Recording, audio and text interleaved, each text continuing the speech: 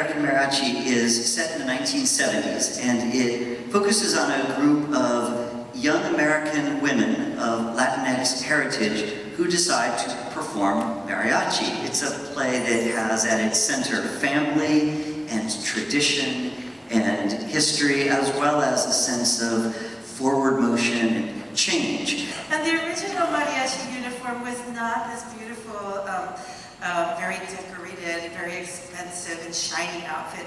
It was it comes from a folk tradition, and it was the indigenous costume. The manta, the white muslin cloth, drawstring pants, and an overshirt with their sash. And that was what the mariachis wore, as well as the indigenous workers in the area. The guitarrón is the heartbeat of the mariachi.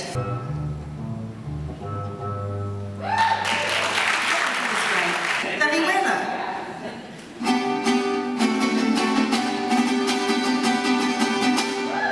You can see that they're both kind of fat.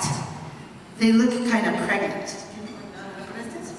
See, they look a little pregnant here. They're kind of fat, concave backs. That makes them so that they are really loud acoustically without any type of amplification. And these two instruments are indigenous to Mexico and specific to the mariachi.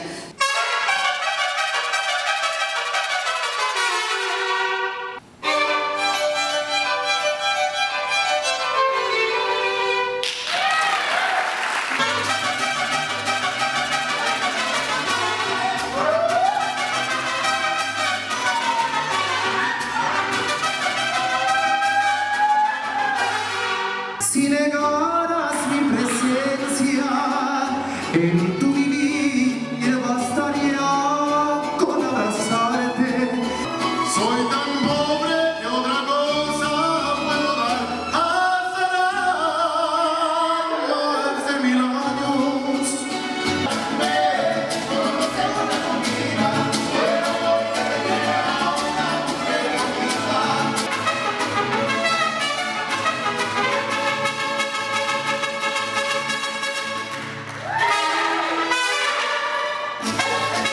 Well, first of all, I want to say that I'm a student of mariachi. I was a student of Cindy's, actually. Cindy, what was your experience like as a woman moving through these past decades of making music in this field? Well, I have to say that I'm kind of an oblivious person. So I was really totally focused on what I was doing and wasn't really paying attention to what other people were thinking about what I was doing. So it wasn't until later that I was like, oh, that made you mad? How come that made you mad? Or you didn't like it that I was a white girl playing music, but I don't get it, I was just playing music. Actually, my master's degree thesis is oral histories about women in California, the early pioneers. And what we all had in common was that none of us were trying to break barriers. We just fell in love with the music and wanted to play it. We weren't even thinking, oh, I'm opening doors for people. We were just thinking, I love this music, I need to play it. All the women that I spoke with that were the pioneer women, they were second generation. So their parents had been born here, or at least raised here. And it made a really big difference in the way that they were allowed to explore this music. It didn't matter that I could play better than the guy standing next to me who could hardly hold up his violin and barely make a sound.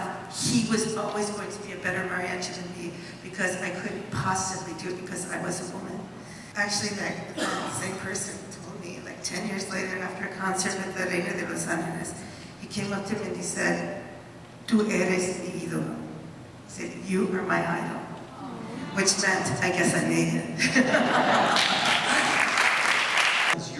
When you're on stage, you are like spiritual guides for these characters. These characters, you are leading them through this journey of learning this music, through the journey of this play, which is, as José said, is ultimately geared toward guiding Amalia, the mother of Lucha, the central character, who is suffering from dementia, and passing over into the next world.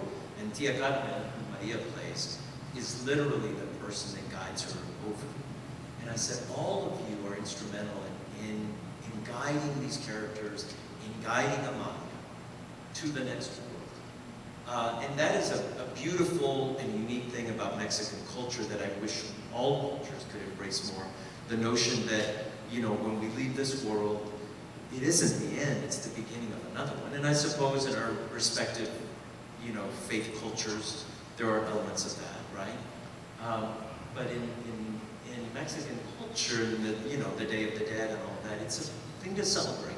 She's a student getting her music degree. We were doing a performance on campus, and we were walking back after the performance, and she said something to me about having played at a gig where they played this one song for this elderly lady who just would wake up and sing. And they just played that song over and over and over again. And then that, as I started asking around, that was something that was common. Yeah. And the journey of doing this, my mother has dementia. And so we didn't know that at the time when we began this whole process. And so now I'll go visit her every few weeks, and I'll bring my guitar, and I will play her songs, and she will sing those songs, she'll sing along with me. And so music is memory, as one of the characters in the play says. And I think that was the other thing about constructing this play, is that a lot of our families, and I'm talking about all of us in this room, in this country, are battling with this disease in one form or another, with our parents, our friends, our loved ones. And that's a common thing, and I thought, let's explore that, and let's see what this young woman, our central character, who realizes, I want to learn my mom's song for her.